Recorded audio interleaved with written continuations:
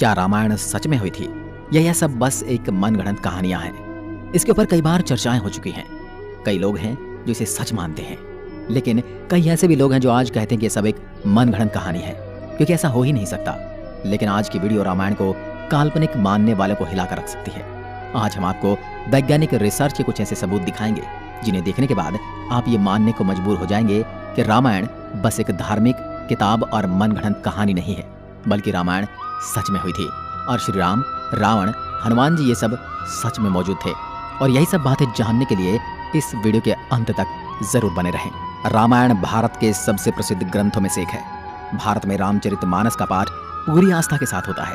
महर्षि वाल्मीकि द्वारा रामायण में भगवान राम की संपूर्ण जानकारी लिखी गई है। और लेकिन कुछ लोग भगवान के होने पर ही सवाल उठाते हैं और रामायण को केवल कहानियों से भरी किताब मानते हैं। रामायण के अनुसार भगवान राम ने अधर्मी रावण को मारकर धर्म की स्थापना की थी। ज्यादातर लोगों का सवाल होता कि क्या भगवान राम वाकई धरती पर पैदा हुए थे? क्या वास्तव में रावण के 10 सिर और 20 भुजाएं थी? क्या हनुमान जी अपनी इच्छा से अपना रूप बदल सकते थे? और इन सब बातों की वजह से ही कई लोग रामायण को झूठ समझते हैं। मगर आज हम वैज्ञानिक अध्ययनों के आधार पर सिद्ध कर देंगे कि रामायण में वर्णित घटनाएं पूर्णतया सत्य हैं। नंबर 1, रामायण कालीन हवाई अड्डे। जितना हम रामायण को भारत में मानते हैं, उतना या फिर कहूं कि उससे भी ज्यादा श्रीलंका में माना जाता है। और इसीलिए श्रीलंका में रामायण अनुसंधान टीम ने रावण के रामायण काल के 4 हवाई अड्डे खोजने का दावा किया है। पिछले 9 वर्षों से यह ऑर्गेनाइजेशन श्रीलंका के कोने कोने की छानबीन कर रही थी। यहाँ उन्हें कई जानकारी और अवशेष मिले, परंतु 4 सालों में लंका के दुर्गम स्थानों की खोज के कारण रावण के 4 हवाई अड्डे हाथ लगे। रामायण अनुसंधान टीम के अध्यक्ष अशोक कैंट का कहना है कि रामायण की लंका वास्तव में श्रीलंका की है। यहाँ उसानगोड़ा, गुरुलोपोथा, तोतुपोलाकंदा और वरियापोला नामक 4 हवाई अड्डे मिले हैं। और इन्हें हवाई अड्डों से रावण पुष्पक विमान को आसमान में उड़ाता होगा। और यह हवाई अड्डे न सिर्फ ये बताते हैं कि रामायण सच में हुई थी, पर यह भी बताते हैं कि उसमें लिखी गई सारी बातें जिन पर हमें यकीन नहीं होता, वो भी सच हैं। नंबर 2, रावण का महल। रामायण के अनुसार रावण सोने की लंका में रहा करता था, जिसे हनुमान जी ने जला दिया था। श्रीलंकन गवर्नमेंट को श्रीलंका में एक ऐसा महल मिला है और यह दावा है कि यह महल रामायण काल का है। इस महल से कहीं सीक्रेट रास्ते निकलते हैं जो उस महल को शहर के अलग अलग जगह से जोड़ता है। लेकिन जब रिसर्च टीम ने इन पर रिसर्च की तो पता चला कि गुफाएं नेचुरल नहीं बल्कि किसी समय ने इंसानों द्वारा बनाया गया था। श्रीलंकन हिस्ट्री के अनुसार रावण शहर के अलग अलग हिस्सों में अचानक से ही प्रकट हो जाया करता था और पलक झपकते ही उन हिस्सों से गायब होकर अपने महल में पहुंच जाता था। इसलिए जानकारों का मानना है कि रावण इन्हीं गुप्त रास्तों का इस्तेमाल किया करता था। अब इतने बड़े एविडेंस को हम कैसे नकार सकते हैं? नंबर 3, अशोक वाटिका के सबूत। रामायण के अनुसार रावण ने माता सीता का हरण करके उन्हें अशोक वाटिका के अंदर रखा था। कहा जाता है कि अशोक वाटिका रावण का सबसे पसंदीदा स्थान था। ये जगह इतनी रहस्यमयी थी कि हनुमान जी इसे आसानी से ढूंढ नहीं पाए थे। मगर हैरानी की बात तो ये है कि वह अशोक वाटिका आज भी श्रीलंका में मौजूद है। ऐसा माना जाता है कि एलिया पर्वत की एक गुफा में माता सीता को रखा गया था, जिसे सीता एलिया नाम से जाना जाता है। यहाँ सीता माता का एक मंदिर भी है जिसे विरांग टोक कहते हैं और वही आंगना से 10 किलोमीटर की दूरी पर है। यहीं पर सीता जी का अपहरण कर पुष्पक विमान को उतारा गया था। मगर यहाँ पर जिस बात ने सबसे ज्यादा चौंकाया वो यहाँ मौजूद पेड़ हैं।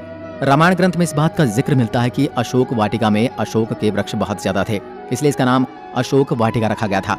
अब जैसा रामायण में इस वाटिका के बारे में कहा गया था, वैसा आज यह गार्डन है, जो कि इसे हम रामायण कालीन एक सबूत मान सकते हैं। नंबर 4, द्रोणगिरी पर्वत। दोस्तों, रामायण में लिखा हुआ है कि युद्ध में जब मेघनाद द्वारा लक्ष्मण जी मूर्छित हो गए थे, उनकी जान बचाने के लिए संजीवनी बूटी की जरूरत पड़ी, जिसके लिए जड़ी बूटी लाने का जिम्मा हनुमान जी को दिया गया था। तब हनुमान जी संजीवनी बूटी लाने के लिए द्रोणगिरी पर्वत पर गए थे। हनुमान जी को जब संजीवनी बूटी का पता नहीं चला तो वह द्रोणगिरी पहाड़ के एक टुकड़े को ही उठा कर ले आए। मान्यताओं के अनुसार ये वही पहाड़ है जो आज भी वहां पर मौजूद है। कुछ लोग इसके बारे में कहते हैं कि आज भी उस पर्वत पर वह निशान मौजूद है जहां से हनुमान जी ने उसे तोड़ा था। लेकिन जिस पर्वत का जिक्र रामायण में मिलता है वहां आज मौजूद है। जड़ी बूटी देने के बाद हनुमान जी ने इस पहाड़ के टुकड़े टुकड़े कर इसे श्रीलंका में फेंक दिया था। जहां जहां इस पहाड़ के टुकड़े गिरे वहां के पेड़ पौधे और जड़ी बूटी बाकी जगहों से अलग होती हैं। और सच में श्रीलंका में कई कमाल की जड़ी बूटियां मिलती हैं।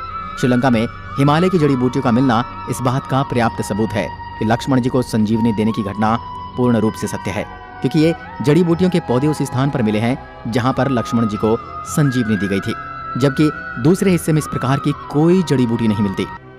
नंबर 5, राम सेतु। रामायण सच में हुई थी इसका सबसे बड़ा प्रूफ है राम सेतु। राम सेतु को एडम्स ब्रिज भी कहा जाता है और इसके बारे में पक्का सबूत तब मिल गया जब नासा ने सैटेलाइट तस्वीरें जारी की। पैसिफिक ओशियन की तस्वीर में कुछ ऐसा था जिसे देखकर वैज्ञानिक भी हैरान रह गए। पैसिफिक ओशियन के हिस्से में साफ तौर से पत्थरों की एक लाइन बनी हुई नजर आ रही थी। जब वैज्ञानिकों ने इसे तस्वीर पर ज्यादा स्टडी की तो पता चला कि ये पत्थरों से बनी लाइन है। भारत के धनुषकोडी से श्रीलंका के मन्नार द्वीप तक बनी हुई है, जो लंबाई में करीब 30 किलोमीटर तक हो सकती है। पैसिफिक ओशियन में जिस हिस्से में नासा के वैज्ञानिकों के पत्थर से बना पुल नजर आया था, ये वही जगह है जिसका जिक्र रामायण में मिलता है।